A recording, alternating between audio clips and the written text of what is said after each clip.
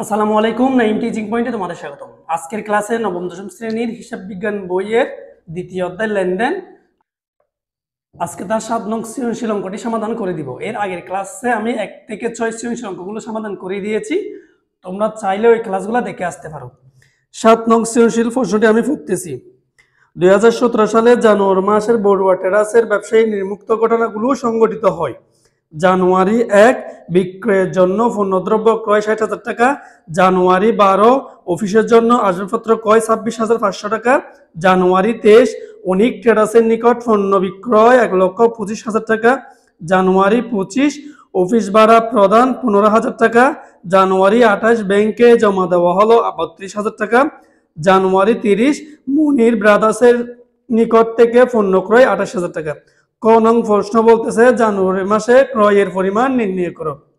তাহলে এখন আমি 7 নং সৃজনশীল অঙ্কটি সমাধান করবো। ক নং বলছে মোট ক্রয়ের পরিমাণ নির্ণয় করো। আজকে হচ্ছে 11 নম্বর ক্লাস, অর্থাৎ দ্বিতীয় অধ্যায়ের আজকে 11 নম্বর ক্লাস। এর আগে 10টি ক্লাসের মাধ্যমে আমি এই অধ্যায়ের বেসিক, এমসিকিউ ও 1 থেকে 6 সৃজনশীল সমাধান করে দিয়েছি। তোমরা চাইলে আমার ক্লাসে গিয়ে প্লেলিস্টের মধ্যে এই ক্লাসগুলো দেখে আসতে পারো। ক নং প্রশ্ন বলছে মোট ক্রয়ের পরিমাণ নির্ণয় করো। তাহলে আমরা ক নং জানুয়ারি মাসে ক্রয়ের পরিমাণ নির্ণয় করা হলো। জানুয়ারি মাসে ক্রয়ের পরিমাণ নির্ণয় করা হলো।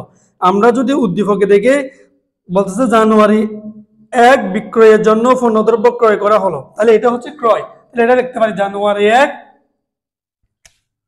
2017 জানুয়ারি 1 2017 জানুয়ারি 1 পণ্যদ্রব্য ক্রয় পণ্যদ্রব্য ক্রয়।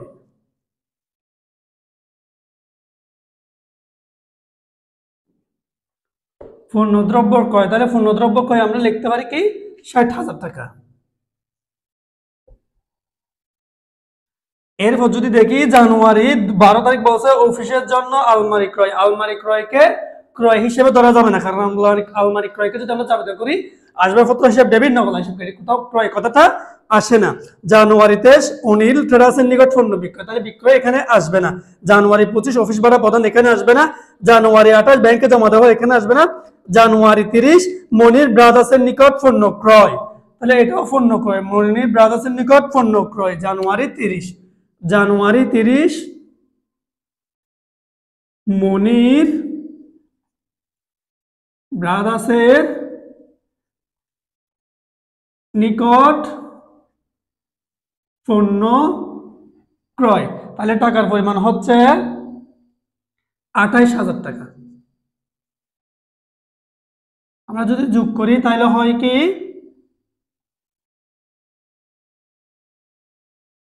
88,000 টাকা। তাহলে মোট ক্রয় 88,000 টাকা। এদিকে লিখবো মোট ক্রয় 88,000 টাকা। এটা হচ্ছে ক নং সমাধান। অর্থাৎ জানুয়ারি 1 এবং জানুয়ারি 30 এই দুইটা তারিখের লেনদেনগুলো হবে মোট ক্রয়ের পরিমাণ। এখন আমি ক নংটি সমাধান করে দিয়েছি। উক্ত মাসের বড়ুয়া টেরাসের নগদ লেনদেনের পরিমাণ কত তারিখ নগদ লেনদেন করেছে। জানুয়ারি 1 বিক্রয়ের জন্য পণ্যদ্রব্য ক্রয়, তাহলে এটা হচ্ছে নগদ। আসবাবপত্র অফিসের জন্য আসবাবপত্র ক্রয়, এটাও নগদ। জানুয়ারি 23 অনিক ট্রেডার্সের নিকট পণ্য বিক্রয়, তাহলে যেহেতু নাম দিয়ে বলেছে তার মানে এটা নগদ লেনদেন নয়, বাকিতে। জানুয়ারি 25 অফিসের ভাড়া প্রদান, এটাও নগদে। জানুয়ারি 28 ব্যাংকে জমা দেওয়া হলো 32,000 টাকা, এটাও নগদে। জানুয়ারি 30 মনির ব্রাদার্সের নিকট থেকে পণ্য ক্রয়, এটা হচ্ছে বাকিতে। তাহলে আমরা 4টা লেনদেন পেলাম, 1 তারিখ, 12 তারিখ, 25, 28, এই 4টি লেনদেন। আমি একটু চক করে নিই। নগদ লেনদেনের পরিমাণ নির্ণয় করা হলো। প্রশ্ন বলছে আমাদেরকে নগদ লেনদেনের পরিমাণ নির্ণয় করা। জানুয়ারি 1 বিক্রয়ের জন্য পণ্যদ্রব্য ক্রয়, তাই আমরা এটা লিখতে পারি 2017 জানুয়ারি 1। সালটা লিখতে হবে 2017 জানুয়ারি 1। এখানে লিখবো পণ্যদ্রব্য ক্রয়।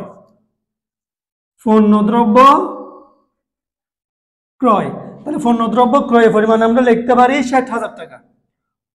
পণ্যদ্রব্য ক্রয় হচ্ছে 60,000 টাকা।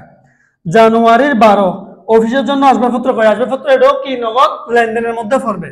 জানুয়ারি 12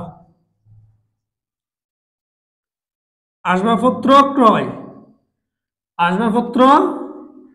ক্রয়, তাহলে টাকার পরিমাণ হবে 26,500 টাকা। 26,500 500 টাকা। এরপর যদি দেখি জানুয়ারি 23 অনিক ট্রেডার্সের নিকট পণ্য বিক্রয়, যেহেতু নাম দিয়ে দিছে, নাম দেওয়া মানে কোথাও নগদ নগদ লেনদেন করে, নগদ শব্দটি ব্যবহার করে না বলে এটা আমরা বাকিতে ধরে নিব, এটা নগদ লেনদেন নয়। জানুয়ারি 25 অফিস ভাড়া প্রদান, অবশ্য ভাড়া নগদে দিয়েছে। জানুয়ারি 25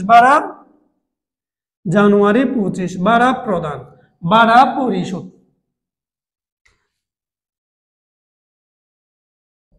ভাড়া প্রদান, টাকার পরিমাণ হচ্ছে 15,000 টাকা। 15,000 টাকা। জানুয়ারি 25 অফিস ভাড়া 15,000 টাকা। জানুয়ারি 28 ব্যাংকে জমা দেওয়া হলো, এটাও হচ্ছে নগদ লেনদেন, কারণ নগদ টাকায় তো ব্যাংকে জমা দেওয়া। জানুয়ারি 28 ব্যাংকে জমা দেওয়া হলো, ব্যাংকে জমা দেওয়া হলো, তাহলে টাকার পরিমাণ হচ্ছে 32,000 টাকা। 32,000 টাকা। এরপরে হচ্ছে জানুয়ারি 30 মনির ব্রাদার্সের নিকট থেকে পণ্য ক্রয়। যেহেতু মনির ব্রাদার্স নামটা বলে দিছে, তাই এখানে আমাদের আর এটা নগদ হবে না, এটা হচ্ছে বাকিতে। আমরা 4টা পেলাম, জানুয়ারি 1, জানুয়ারি 12, জানুয়ারি 25, জানুয়ারি। এই 4টা লেনদেন হচ্ছে নগদ লেনদেনের পরিমাণ। কিন্তু আমরা টোটালটা দিয়ে দেখি কত আসে। 60,000 টাকা, 26,500 টাকা,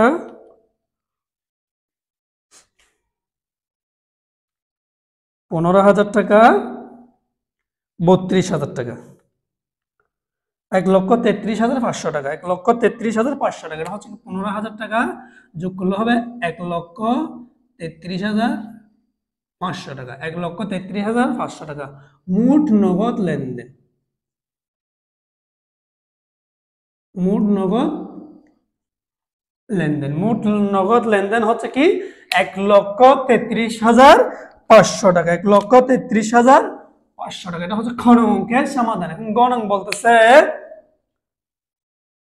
বড়ুয়া ট্রেডার্সে জানুয়ারি 12, 23, 25 ও 30, 12, 23, 25 ও 30 তারিখের লেনদেনগুলো দ্বারা দেখাও যে এ ইকুয়াল এল প্লাস ও ই। এটাকে আমরা একটা টেবিলের চকের মাধ্যমে সমাধান করব।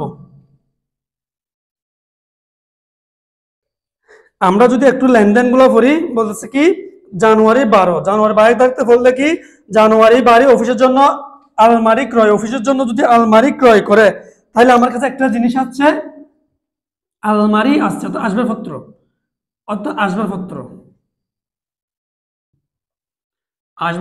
আর একটা হচ্ছে কি নগদ টাকা চলে গেছে, নগদ। অর্থাৎ এই দুইটা লেনদেন হচ্ছে সম্পদের পাশে বসবে। এরপর যদি দেখি জানুয়ারি 23 অনিক ট্রেডার্সের নিকট পণ্য বিক্রয়, অনিক 1,25,000, যেহেতু অনিক ট্রেডার্স নামটা বলে দিছে, তাহলে আমাদের হচ্ছে দেনাদার আসবে। সম্পদের পাশে পাইলাম 3টি। জানুয়ারি 25 তারিখ বলছে অফিসের ভাড়া পরিশোধ, তাই নগদ টাকা চলে যাবে, এটা হচ্ছে বিআই। জানুয়ারি 30 মনির ব্রাদার্সের নিকট পণ্য ক্রয়, বাকিতে পণ্য ক্রয় করেছি, বাকিতে পণ্য ক্রয় করার ফলে পাওনাদার বৃদ্ধি পাবে, পাওনাদার। দায়ের পাশে একটা ঘর হবে, সম্পদের পাশে হবে 3টা ঘর। তাহলে এখন আমরা টেবিলের চক তৈরি করব। তাহলে আমরা বড়ুয়া ট্রেডার্স হিসাব সমীকরণ এ সমান এল প্লাস ও ই, তারিখ, উদ্বৃত্ত, সম্পদ সমান দায় যোগ মালিকানা শব্দ। সম্পদের পাশে 3টা ঘর, নগদ, দেনাদার, আসবাবপত্র, আর দায়ের পাশে একটা ঘর পাওনাদার, মালিকানা শর্ত, মন্তব্য। তাহলে এটা হচ্ছে একটা সারণী তৈরি করলাম। আমাদেরকে বলে দিছে 12 তারিখ, জানুয়ারির 12, বড়ুয়া ট্রেডার্সে জানুয়ারি 12, 23, 25 ও 30 তারিখের লেনদেনগুলো দ্বারা দেখাও যে এ ইকুয়াল এল প্লাস ও ই। জানুয়ারির 12 তারিখ বলছে অফিসের জন্য আসবাবপত্র ক্রয়, জানুয়ারির 12 তারিখ বলছে অফিসের জন্য আসবাবপত্র ক্রয়। প্রথমে আমাদের তারিখটা সালটা লিখতে হবে 2017 সাল। জানুয়ারি 12 বলতেছে অফিসের জন্য আসবাবপত্র ক্রয়। আচ্ছা, আসবাবপত্র যদি ক্রয় করি তাহলে নগদ টাকা অবশ্যই চলে যাবে। আসবাবপত্র আসছে, টাকার পরিমাণ হচ্ছে 26,500, নগদের ঘরে বসাতে হবে 26,500, আসবাবপত্রের ঘরে বসাতে হবে 26,500, অর্থাৎ নগদ টাকা চলে যাবে, আসবাবপত্র আসবে। এতটুকুই হচ্ছে কাজ। যেহেতু আসবাবপত্র কিনলে তো নগদ টাকা যায়, তাই নগদ টাকাটা আমরা মাইনাস করলাম, আসবাবপত্র আসছে, তাই না আসবাবপত্র বসাইলাম। এখানে লিখতে পারি কি উদ্বৃত্ত। এখানে আমাদের লিখতে হবে উদ্বৃত্তগুলো আমাদের একটু নামাতে হবে।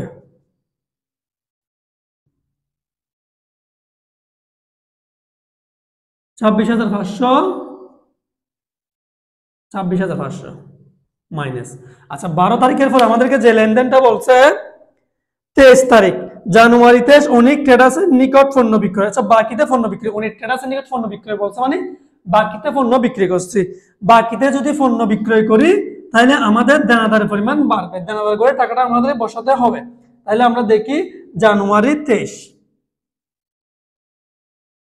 অনেক ট্রেডার্সের নিকট পণ্য বিক্রয় 1,25,000 টাকা, দেনাদার করে বসাবো 1,25,000 টাকা, মালিকানা সত্ত্ব করে বসাবো 1,25,000 টাকা। তাহলে এখন আমরা যে কাজটা করতে পারি,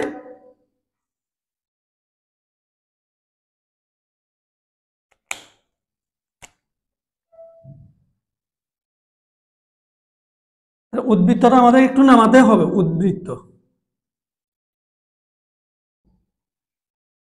26,500 টাকা, 1,25,000 টাকা, 26,500 টাকা। অর্থাৎ দেনাদার যখন আমাকে টাকা দিবে তার মানে আমার মালিকানা সত্ত্ব বৃদ্ধি পাবে, সেজন্য আমি উভয় পাশে বসাইছি। তাহলে 1,25,000 টাকা। মন্তব্য লেখো, এখানে লিখবো কি আসবাবপত্র, এখানে লিখবো কি ক্রয়, বিক্রয়, বিক্রয়। মন্তব্য এখানে আসবাবপত্র বিক্রয়। 23 তারিখের পরে আমাদেরকে বলছে কি 25 তারিখ, জানুয়ারি 25 অফিসের ভাড়া প্রদান করা হয়েছে। জানুয়ারি 25 অফিসের ভাড়া প্রদান করা হয়েছে 15,000 টাকা। জানুয়ারি 25, জানুয়ারি 25 ভাড়া প্রদান 15,000 টাকা। তাও নগদ টাকা চলে গেলে 15,000 টাকা। আমার এখান থেকে মালিক আসতে 15,000 টাকা কমে যাবে, মালিকানা শতক ভাড়া। মন্তব্য লিখবো আমরা ভাড়া।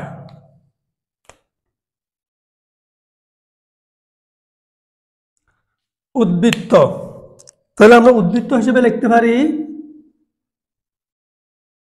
26,000 সাথে যদি 26,500 সাথে যদি 15,000 যোগ করি, 26,500 যোগ 15,000 41,500, 41,500 মাইনাস চিহ্ন দিতে হবে 1,25,000, 26,500, তাহলে 1,10,000, অর্থাৎ 1,25,000 থেকে যদি আমরা 15,000 টাকা মাইনাস করে দিলে 1,10,000 টাকা। এরপর বছর সর্বশেষ 30 তারিখ, মনির ব্রাদার্সের নিকট থেকে পণ্য ক্রয় 28,000 টাকা। 30 তারিখ জানুয়ারি 30, অর্থাৎ বাকিতে যেহেতু আমি পণ্য ক্রয় করেছি তাহলে দাম পাওনাদারে বসবে। তাহলে আমরা বসাতে পারি কত টাকা, 28,000 টাকা। 28,000 টাকা, এখানে 28,000 টাকা মাইনাস করতে হবে যেহেতু আমার জমানো টাকা চলে যাবে।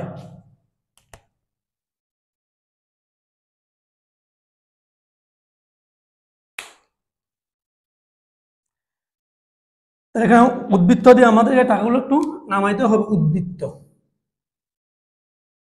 41,500 টাকা মাইনাস দিতে হবে 1,25,000 টাকা, 26,500 টাকা,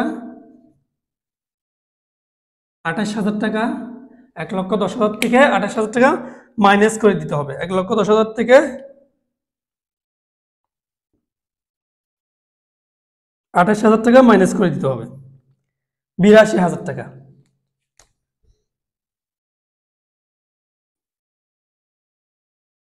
তাহলে আমরা এখানে যেটা করতে পারি 25 তারিখ 30 তারিখে বলছে কি ক্রয়, ক্রয় মন্তব্য লিখলাম ক্রয়। এখন আমাদের একটু ক্যালকুলেশন করে দেখতে হবে, অর্থাৎ আমরা যদি আগে হিসাবটা একটু ক্লোজ করি,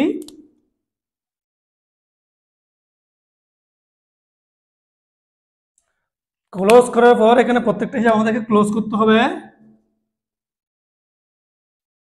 ক্লোজ করে দিলাম। এখন মোটটা আমাদের বের করতে হবে। মোট, মোট এখানে যদি দেখো 82,000 টাকা আর 28,000 টাকা যদি যোগ করি, 82,000 যোগ 28,000 1,10,000 টাকা। তাহলে এদিকে দায়ের পাশে হবে 1,10,000 টাকা। 1,10,000 টাকা। এখানে যদি যোগ করি অর্থাৎ 1,25,000, 1,25,000, 26,500 বিয়োগ 41,500, তাহলে 1,10,000 টাকা। অর্থাৎ সম্পদের পাশেও 1,10,000, দায়ের পাশেও 1,10,000। যদি দুনো পাশ মিলাল থাকে তাহলে আমাদের অঙ্কটা ঠিক আছে। অর্থাৎ হিসাব সমীকরণ লেনদেনের প্রভাব আমাদের বলছে a = l + u প্রমাণ করেছে। অর্থাৎ সম্পদ সমান হবে দায় ও মালিকের সাথে। অর্থাৎ m মানে হচ্ছে কি অ্যাসেট, অ্যাসেটের বাংলা হচ্ছে কি সম্পদ, l মানে হচ্ছে লাইবিলিটিস, লাইবিলিটিস এর বাংলা হচ্ছে কি দায়, ও ই মানে হচ্ছে ওনার্স ইকুইটি, ওনার্স ইকুইটি হচ্ছে কি মালিকানা সত্ত্ব। সম্পদ সমান দায় যোগ মালিকানা সত্ত্ব সমান থাকবে। তাহলে আমরা সম্পদ সমান দায় যোগ মালিকানা সত্ত্ব, ঠিক আছে, 1,10,000, 1,10,000। অবশ্যই আমাদের এখানে একটা প্লাস চিহ্ন দিতে হবে, সমান, এটা দেওয়া হচ্ছে সমান। খুব সহজ, এগুলো একটু তোমরা বুঝলে পরীক্ষায় খুব সহজে আনসারটা দিয়ে চলে আসতে পারবা। কারণ 4টা লেনদেন বেশিক্ষণ সময় লাগে না, সারণী করতে পারলেও মোটামুটি করলে এখানে 2-3 পাওয়া যায়। এমনি একটা করলে 4, তোমরা 2-3 পাবা। তাহলে আমার শেষ 30 তারিখে লেনদেনগুলো বলে দিছে। তোমাদের যদি কোনো প্রশ্ন থাকে, কোনো অঙ্ক না বুঝলে অবশ্যই আমাকে কমেন্ট বক্সে কমেন্ট করে জানাবা। আর আমার ক্লাসগুলো তোমাদের কেমন লাগে অবশ্যই কমেন্ট বক্সে কমেন্ট করে জানাবা। আমার ক্লাসগুলো তোমাদের বন্ধুবান্ধব শেয়ার করবে। পরবর্তী ক্লাসে আমি আপনার সৃজনশীল অঙ্কটির সমাধান করে দিব। তোমরা যদি আমার চ্যানেলে নতুন হয়ে থাকো, চ্যানেলটি সাবস্ক্রাইব করে পাশে থাকা বেল বাটনটি ক্লিক করো। পরবর্তী ক্লাসে দেখা হচ্ছে, তখন তোমরা ভালো থাকবে, সুস্থ থাকবে। আল্লাহ হাফেজ, আসসালামু আলাইকুম।